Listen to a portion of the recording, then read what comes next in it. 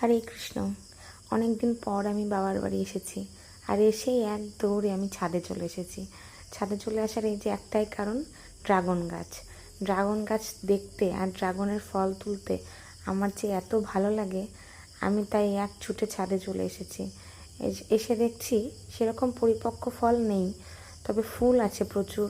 অনেক ফুল ফুটেছে, কিছু ফুল ফুটবে, আরও কিছু কিছু ফল রয়েছে ছোট অবস্থায়, আর কিছু ফুল এই যে কড়ি 2-1 দিনের মধ্যে ফুটবে।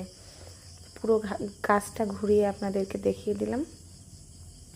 এই যে দেখুন কত ফুল ফুটেছে, আর কিছু কিছু ফল আছে কাঁচা অবস্থায়। আর এই পাশে দেখছি দুটো ফল একটু কালার আসছে। এই ফল দুটো আমি তুলে নেব, দেখবো কীরকম। চলুন ফল দুটো তুলে নিই। আর ওই পাশে দুটো ফল আছে, ফল দুটো কীরকম যেন নষ্ট হয়ে যাচ্ছে। দাঁড়ান আপনাদেরকে দেখাই। এই ফলটাকে তুলে নিই। এত পরিমাণে কাটা, কোন দিক দিয়ে যে হাত দেবো বুঝতেই পারছি না।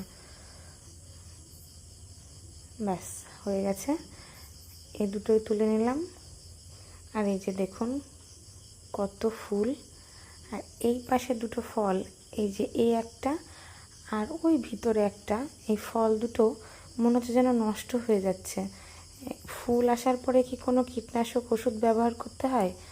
আমার বাবা তো কিছুই ব্যবহার করে না। আপনারা কমেন্টে জানাবেন।